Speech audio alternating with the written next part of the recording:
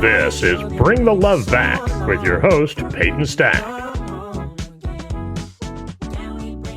This is Peyton Stack with my blog, Bring the Love Back. This is our first podcast that we'll ever have on our site. Before I introduce my special guest today, I want to talk a little bit about the podcast and the whole reasoning behind it. So we'll go back to our mission statement, which is Bring the Love Back aims to provide tips, lessons, and activities to help strengthen dynamics between couples, families, or those searching for a romantic relationship. So our whole idea behind this is to talk to people with some sort of success in their life that can range from a various amount of people. And then we're going to take certain lessons and experience and advice from those people and apply it to our relationships in general and what we can know from that and improve on our own relationships. So without further ado, I'd like to introduce our first guest ever on Bring the Love Back. He's a mentor, family friend to me for years and years. He's a former collegiate basketball player at VMI. I want to say he's up there for all-time blocks, rebounds. What are the two? All-time blocks, yeah. So, yeah. Second all-time now. That's it was right. First for a while. That's right. He played professional basketball overseas. He was an assistant basketball coach at Penn State, Florida, and Notre Dame. Won 2 national championships under head coach Billy Donovan, and a former head coach at Kennesaw State, Division I coach. And then he also recently created a company called Athletes to Leaders, which works with athletes really from all ages, but especially kind of in that high school realm and developing them into leaders and better people and athletes in general. So Preston is my first guest today. Lewis, how are you?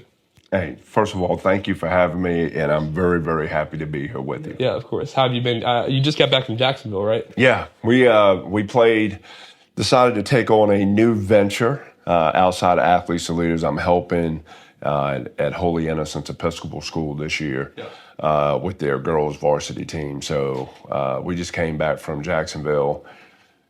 Was not the outcomes that we wanted, but I think we grew and got better as a team, and I think that with those lessons we'll be better down the stretch here. I have no doubt about that. I want to also add to kind of your resume of also successful things.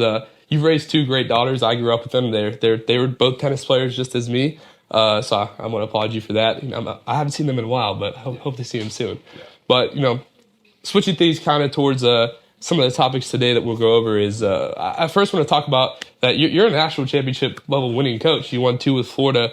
There's a lot of guys in that locker room that are in that team. There's Al Horford, Joakim Noah, all those guys went on to play in the NBA. Even Billy Donovan, head coach in the NBA. So communication-wise, what did you learn about communication to effectively get players to work towards a common goal, which is national championship, all that type of stuff? Well, Peyton, one of the first things we did was we brought in different speakers from the outside. So we actually had Dr. Harry Edwards, a world-renowned sociologist at that time who was at USC. So he came and spoke to our team on 5 different occasions during that year for that second national championship run. And the number one thing he talked about was you cannot climb the mountain the same way to win the championship the second time around. So what we did with those guys was we had them open up about their different journeys, not only to get to Florida, but what do they see that's going to be those different journeys they're going to have to go through that upcoming year. I think one of the main things, it's funny when we're talking about love and relationships, that was one of the main things from those guys. That team, I've never been around a team before nor since that loved each other as much as that team did. But they also told each other the truth on a day in and day out basis. Yeah. One thing that I kind of want to stress about what you talked about is going out and kind of like externally going to other people to come into your team, your culture, and share some of their experiences. When that relates to almost parents or couples in general, when they have to go externally, did you ever feel that you had not an ego, but some sort of, did it take a little bit to get over where you realize that sometimes you can't work internally. You have to go out of the coaching staff and get other people to come into Absolutely. And I think one of the things, I probably did a better job of that as an assistant coach. Yeah. As a head coach and being a first-time head coach, one of the mistakes that I made was, as a leader, you feel like you have to have all the answers. Yeah. And the reality is you do not have all the answers. So it's great to find other people who are more experienced in certain things that you are that can come in and give you a different perspective. I think with that, you got to have a great level of humility, and you have to put your pride aside, understanding that there's a bigger goal and common cause as opposed to you. And you got to think about the we part of a team. So in those years since coaching, I think the humility side has increased, the pride side has decreased. And I love being able to go and seek out different experts in certain fields that's going to help not only us get better, but to help me individually get better, because I'm a little bit older than you, but I'm still learning. And I think life is a learning process every day. Yeah, yes, sir. One of my dad, one of the things he always said growing up was, he always told me that I have to do it myself, but I can't do it alone. And I think that's one of the best quotes that I've taken from my childhood and my teenage experience, is just realizing that at the end of the day, it is me controlling my life, but I can't do it alone. I got to have people helping me along my journey in order to get where I want to be. Kind of fast forwarding from your time at Florida to today with athletes to leaders, the things you learned about communication with those players, and now going to athletes to leaders with high schoolers and teenagers, younger people than college athletes. Do you think that communication differs with those athletes compared to collegiate or professional players?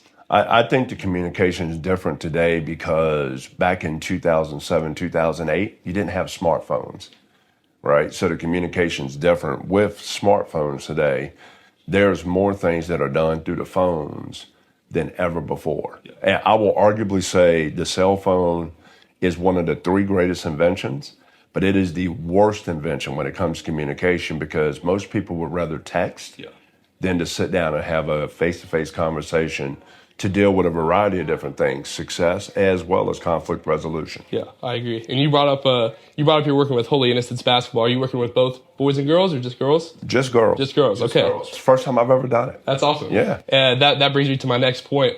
Do you feel like communication is different between male, female at all, and how you handle athletes? I think it's very different from this standpoint. With the young women that I'm coaching right now, they have a tendency to be very analytical.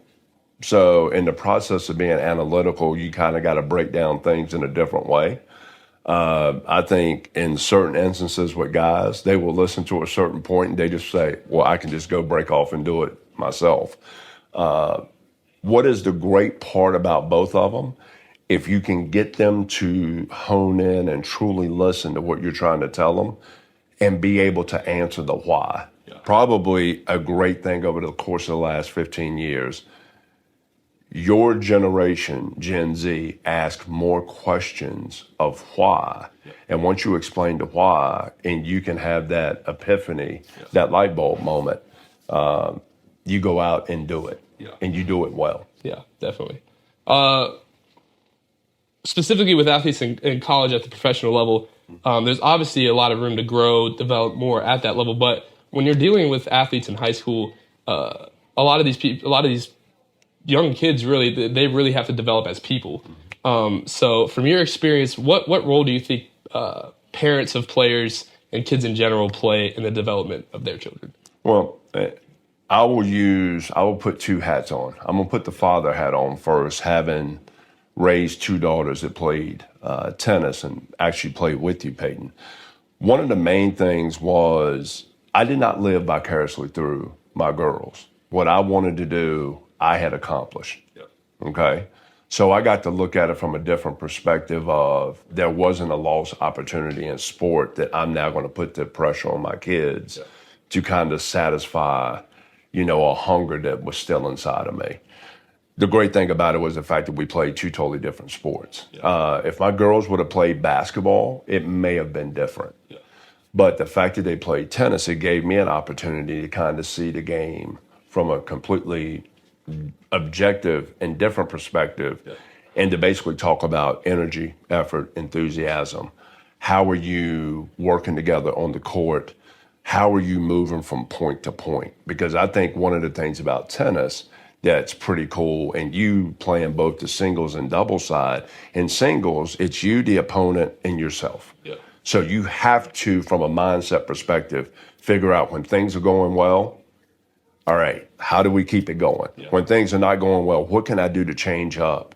But you got to have a short-term memory because it's point to point to point. Yeah. And so what happens is you start to see some of the greats. I don't care what level you are, from a Federer to a Nadal to a Djokovic. I know my daughters will not like me saying this. You have to have a great short-term memory, and you got to focus on that next point. Yeah, I definitely agree. So kind of switching things up, we've talked a lot about family and children. Your profession over the years has forced you to be on the road quite a bit. Even to this day, you just got back from Jacksonville, still travel quite a bit. But back then, scouting, all that, on the road for games. How did traveling affect kind of work-life, family balance for you? Was not very good. Yeah. And to be truthful, I think one of the hardest things, watching both my girls graduate high school, and there's the collage of pictures, up until 2014, I was not 90% of those pictures. Yeah. Because I was recruiting, traveling, coaching, basically raising other people's kids, raising other, players, young men. From 2014 to now, you'll probably see me in 90% of the pictures because, being able to be there. I was fortunate enough, it's a blessing now. I didn't think of it back in 2014, but in some of my daughter's most formative years, I was present. Yeah. As opposed to my ex-wife being the focal point like she was in the early part, of their childhood and their pre-adolescence. Yeah. So would you say that you're kind of thinking behind switching career lanes a little bit, going over to something like athletes leaders? Did your time spent on your family kind of influence that change at all? Absolutely. It influenced it from this standpoint. I felt that the 15 to 30-year-old age group, I really think that your generation is going to be the generation of change. But I also am cognizant of you have a higher level of anxiety right now. Suicide numbers are going up. You start looking at all these different numbers, there's a lot more depression right now. And I think, once again, some of that stems from the cell phone, from social media, because everybody's going after likes now, as opposed to trying to be who you are authentically. I think a lot of people kind of hide and want everybody to see the best side of them, as opposed to seeing the true side of them. Yeah. So we also we brought up how you played professional basketball a little bit overseas, traveling a lot, different areas in Europe, correct? Yes. Yeah, that's right. So relationship-wise, you could take that either romantically or platonically, whichever way. Was it difficult to establish them and keep them at all? It wasn't difficult to establish or to keep. I think at that point in time, it was between 22 and 26. Yeah. Didn't have a girlfriend at the time. So I was traveling. I was kind of like an open book in regards to seeing the world. A lot of stuff that I had studied in college, I was getting a chance to see, firsthand. I had kind of a history buff. So one of the things that was always amazing to me, my first year I played in a small town of Vermeldange in Luxembourg. But about 30 minutes away was Trier, Germany, and there was an Air Force base there. What really stuck out to me was that was the westernmost point of Constantinople's empire. Yeah. And so, things like that was always very interesting to me. What I did learn overseas, especially in Europe, that they approach relationships and love a little bit differently. I felt like when I came back to America, I felt like the relationships were more conservative than what they were overseas and in Europe. But a lot of that comes back to we're a young country versus that they have, thousands, in some cases thousands of years more experience. And so understanding that and also through human evolution, being able to communicate effectively what you do and do not want in a relationship. Yeah. We're going to take a quick ad break for our sponsors, and we'll be right back. Hi, this is Chaz Adamson. I'm the Director of Human Performance and Applied Sports Science at Athlete IQ in Kennesaw, Georgia. Our goal is to give you the best body so you can live your best life. Simply put, we are here to help you feel better, move better, and perform better. Please come visit us at athleteiq.com.co for more information. Thank you. This podcast is sponsored by Lazos. Lazos is a Peruvian bracelet brand made with your custom and pearls, of which they are authenticated. If you want a bracelet, visit lazos.com and Instagram. Instagram is Lazos, L-Z-Z-O-S. Have fun. Make sure to subscribe. So we're back. I really find a lot of things you said about kind of just exploring the world as a younger person, 21 through 26, playing professional basketball. For you, I know you talked a little bit about relationships and being an open book. During that time, were you even really focused on that type of things in your life, or you just more was basketball the main focus, and that was just kind of a side thing for you? Basketball was the main focus. It's probably married to the game. Way too long, to be honest with you. Even, at one point I had mentioned in my marriage that I'm married to basketball and, you're kind of the mistress. And so I look back on that now, there's no way, because we have a finite period of time that we can play a respective sport, and we have to learn how to move on from that. And that was another thing about athletes to leaders, because there's a lot of young professionals, whether they are playing in high school and don't play in college, playing at high school and college and then do not play after they graduate from college. How do you make that transition, that adjustment, that change? That is very hard. And one of the things that I learned when I was fired at Kennesaw State, I felt like I left my leadership qualities in my basketball office at KSU no differently than you see some young people leave their leadership qualities in their respective uniforms. You even see it in the military now. These military leaders retire and then they come into corporate America and they're figuring out how to survive as opposed to naturally taking what their leadership qualities and abilities are and just translating them to another job, another platform. So I think that's very important to understand who you are and then being able to communicate effectively with different behavior styles to get the best not only out of you, but out of the people around you. Yeah, I think that's pretty profound. Me personally, in my life experience so far, it's only been 19 years, obviously, but I've really I've understood that there's times where you kind of have to part ways from certain things, whether that's a relationship, whether that's even schooling and going from high school to college, or maybe just location. Some people move around.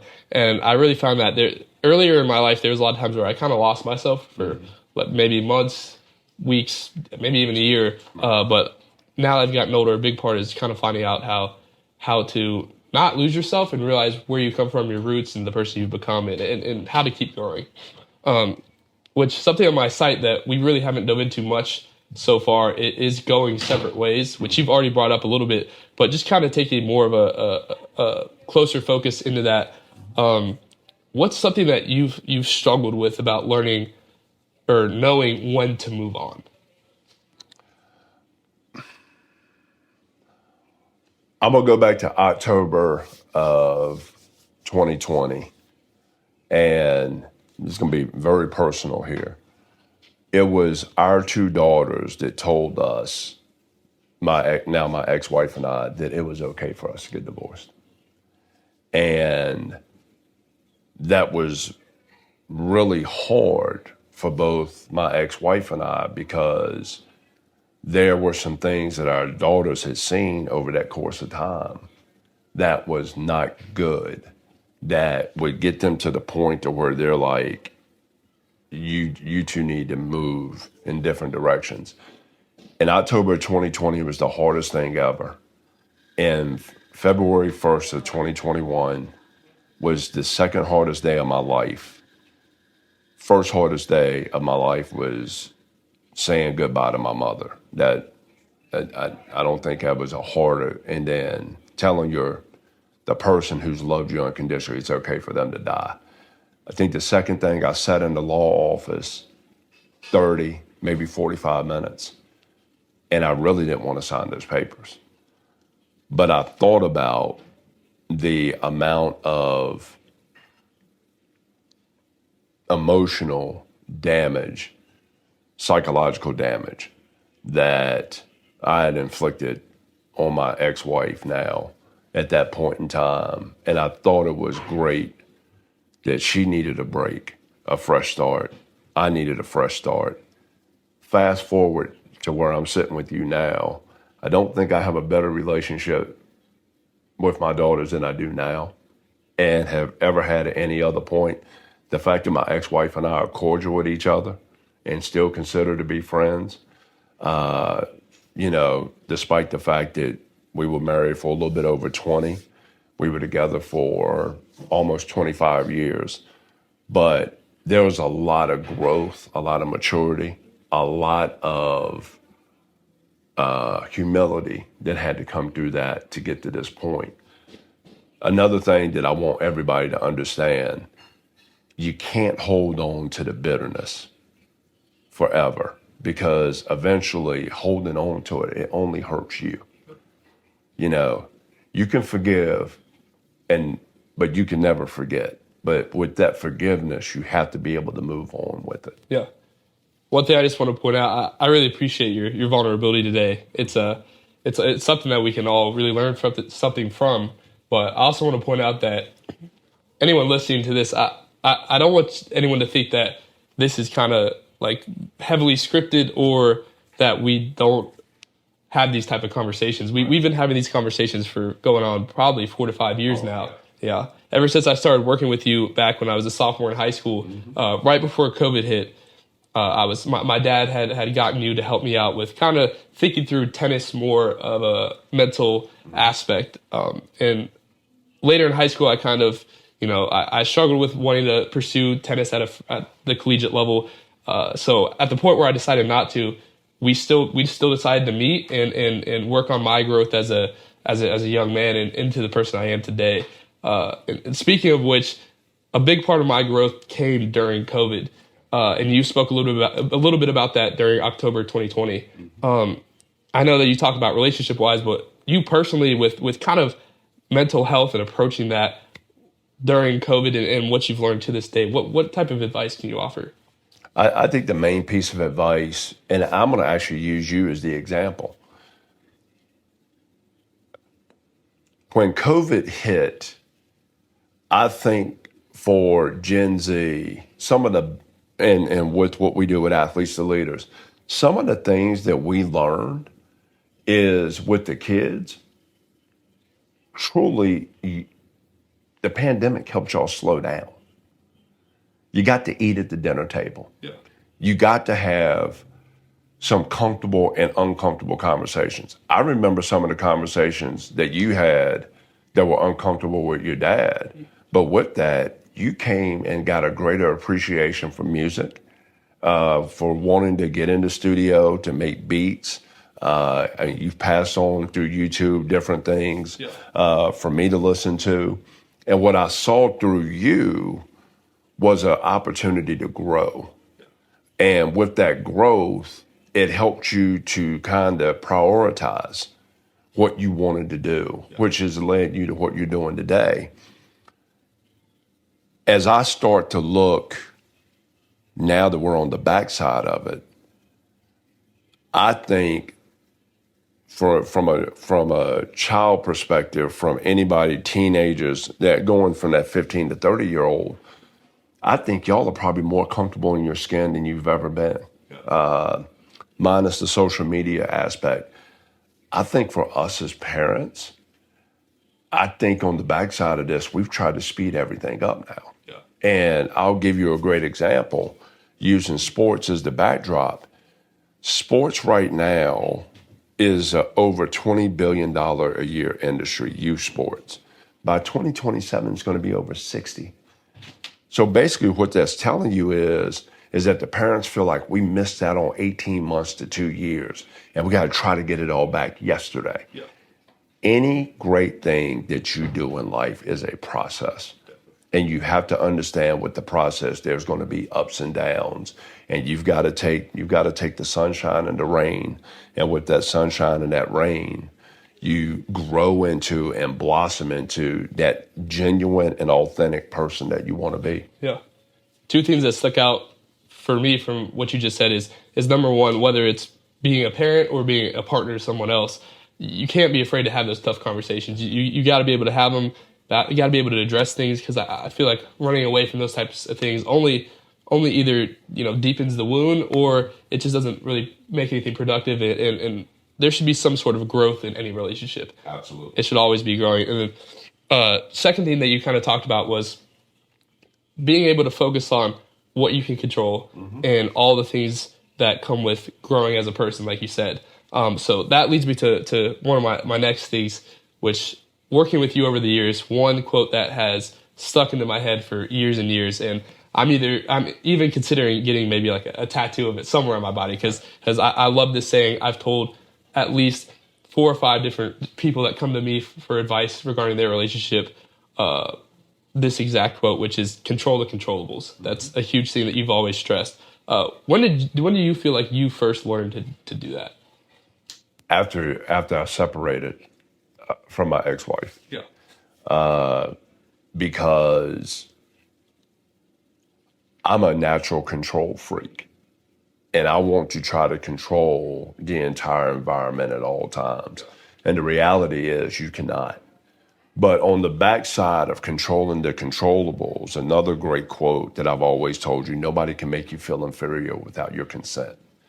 So when there's something that is outside of your control, you have the ability to process it, and you can either learn from it, or you can allow it to weigh you down and cause it to become a trickle-down effect with other things that you're doing. So each and every day, I can control my energy, my effort, my enthusiasm, my attitude, my gratitude, and then being able to see the positive in everything that's going on. We are not, as a society, one that are the leaders in regards to that. I think that's something as a country and as a society we have to get better at. But with those different things is, what is the best that we can do and bring out of other people each day? Because sometimes it might just be one person that you have an impact on, but that one person can make a difference. You could make a life or death reaction, or a life or death moment for a person by just simply saying, hey, how are you doing? What's going on? You want to sit down and have a cup of coffee? Let's talk about this. Let's figure out how we can help each other. Because sometimes people just want to be heard. They just want to be heard. There's so much stuff that's going on in their lives. Even for me, there was just certain times I just wanted to be heard and not feel like that there's this weight that has to come from every decision. Like, now I'm probably better than ever with my business partner and co-founder of Athletes to Leader, Teresa Wenzel. I think we probably talk more about life. And I'll talk to you about this before, offline. Had a lot of change happen between 2018 and October 2020 was the last part of that change. Lost my father, lost my mother-in-law, lost my mom, and then turned around and ended up getting divorced. That's a lot to deal with. Teresa reminds me of that probably once a month. Yeah. And processing that change has actually made me a better person. And the people who knew me back in 2018 who see me now, they say, you look happier. You look like you have a lot of weight off of you. Yeah. And to be honest, I do. Yeah. One big thing that you started talking about reminds me of kind of a lesson that we all learn, whether it's in school or if you're religious and it's in church, is treat others the way you want to be treated. And that's something that stuck with me recently. Even in my own relationship, there's sometimes where again, I can control what I can control. And a lot of times you control your response, how you respond to things. And even when you want to say something or you want to act a certain way, you can say, hey, is this really who I am? And for me recently, morally, that's something I focused on is I ask myself this question before I respond to really anything. It's does my response reflect the type of person that I aim to be, right? And that's something that's really helped me out. So because there's times where whether it could be with a professor who gives me a bad grade, or maybe with my own girlfriend or something like that, and I'm thinking to myself like, wow, I should really respond this way. But when I think about it, I'm like, is that who I really want to be as a partner, a lover, or a student, someone that's trying to get better in a way? Lewis, as we wrap things up here shortly, I want to again bring up Athletes to Leaders one more time. It's a company and organization that you've created to teach young teens leadership skills, and certainly it's worked for me tremendously. How can people in their relationships, and I mean this more of a romantic sense, be more of a leader? I think people can be more of a leader by just genuinely being who you are. And that is the beauty of individuals. That's the beauty of a team.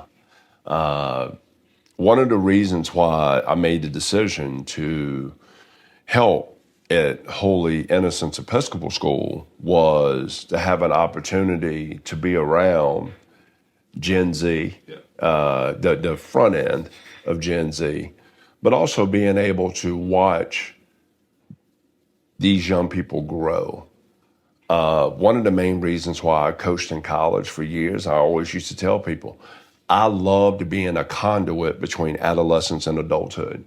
Because if you did it and you did it the right way, Peyton, those young people will have you come back weddings, when you have your own children, when there are life decisions that need to be made. In fact, was talking to a couple former players last week about a couple different life decisions, one involving a parent, one involving a job. And how do you navigate that? Yeah. And being able to be a voice of reason for them, to where they're not making emotional decisions, but they're making logical decisions. Let me circle back to something you said earlier. There was a thing that I came up with my two girls. It was the 24-hour rule. Yeah. And I think a lot of parents and kids who end up listening to this, if you don't take anything else away from this, take this. I think you have to be very careful on how you respond right after a sporting event. Yeah. I think the reason why I say the 24-hour rule, because it gives you a chance to think about it and to take the emotion out of it and to think more logically.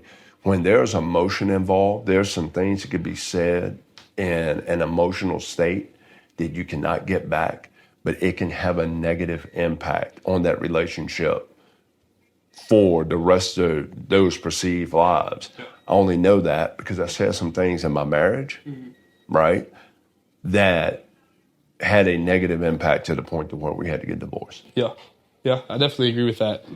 There's times I can think about my relationship and others, what people have told me about theirs, where sometimes you just get a little too close to the situation where you spend a lot of time thinking about it, you've talked about it so much, and those things will come out. And sometimes you just need some sort of break, some sort of just time away from it, and time to think on your own and process exactly what you want to think. Right. Finally, I want to know what's in store for Lewis Preston in the next 6 months, 2 years, you name it. In the next 6 months, from a relationship standpoint, in a relationship right now, trying to make sure that I'm a better person than I was in the past. 2 years from now, if I'm fortunate to be alive, at that point in time, being able to continue to be a great father, a good brother, good uncle, cousin, family man, friend, want to continue to help bring along people who are struggling with trying to find what that next step in life is. Yeah. And I know from experience it's not easy, but when you are able to have people around you that can help guide you, it can have an incredible impact. And I've always said this, the Reverend Billy Graham, God bless him, said this, that a coach can have more of an impact on one team than most people can have in a lifetime. So I do not take that for granted. And I'm grateful for the opportunity to be able not only to coach young people such as yourself, but the next wave behind you. Because once again, I'll say this, I truly feel your generation is the generation that's going to change a lot of things in our country. And I am actually excited to see what the future looks like. Yeah. Well, on that note, I don't think anything else has to be said. This has been a great conversation, as it always is. Is there anything else you want to promote or shout out as we wrap things up? One of the things, follow us at Athletes to Leaders. You can follow us on Twitter. You can follow us on Instagram as well for any of our latest content and things of that nature. I actually want to thank you for following your path. And a lot of people, this has not been something that's a fly by night. Peyton has thought about this for years. And the process to get you to this point, I am proud of your journey. And I cannot wait to see what the future looks like for you. Thank you so much. It means a lot to me to have someone like you in my life guiding me. And I look back on sort of my journey the past 4 or 5 years, and I wouldn't change anything. It's got me to where I've been today. It's the reason why I'm doing what I'm doing right now. So I want to turn it back to you and say thank you so much for everything you've done for me. Thank you. Thank you as well. You're welcome. And go be the authentic you that nobody else can be. Yes, sir. All right, well, that concludes episode 1 with Lewis Preston here. I want to thank everyone for tuning in. Keep up to date with our site, as we'll be posting more podcasts, blog posts, everything you need to know about relationships and getting all that advice. This is Bringing the Love Back with episode 1. We'll see you soon. In the house for a very long time. Never a cease, I get better like wine. Soul searching, found me online. No end of my reach, got a hand on the skies. Stop being so emotional, what you smoking on? About time I open up, you can't roll with us. If you want peace, go and throw up the sign. If you want feast, get the animal fries. Put her on her back like Charles Dupont. I get choked out for the